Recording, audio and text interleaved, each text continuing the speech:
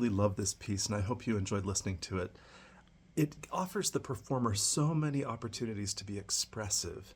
It paints a picture in the listener's head. It's charming. And it's only 2 minutes long, so if you have a recital and you need a few more minutes to add to the program, this is a great option.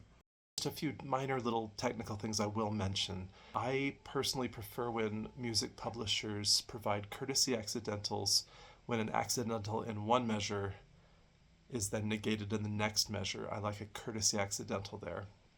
So, for instance, in measure 5, we have an accidental E flat, and then in measure 6, it goes back to E natural, and I would prefer to see a little natural sign in parentheses to help us, just to remind us that it has gone back to the key signature.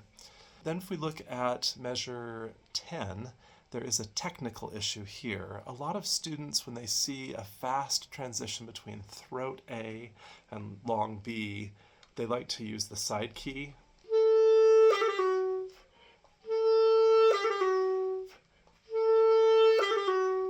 And it's fine. It's fine. If you can play it in tune, it's fine. I just prefer, I just feel like the normal fingering is more in tune.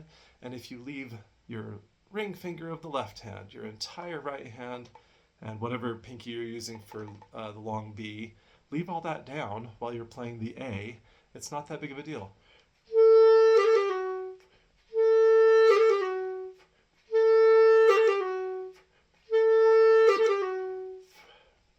It's not that tough. So keep everything down except for these top 2 fingers and it should work fine. Measure 11, you can clearly see there's an error there. We start with a G sharp, it immediately changes to an A flat, and then the very next note is a G, which according to the start of the measure is a G sharp, but it's not, it's a G natural. When in doubt, resort to the piano part.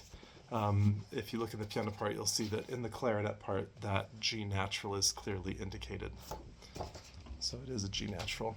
You might have also noticed that in measure 12, I like to put more of a retard there so that measure 13 is a nice a tempo, and it just enhances what's going on.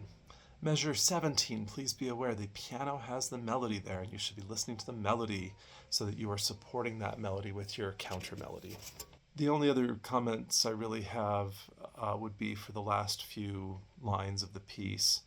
At 32, 33, 34, 32 and 34, you have these slurred staccatos, and I've always treated slurred staccatos as legato tongues. So separate but smoothish, like this.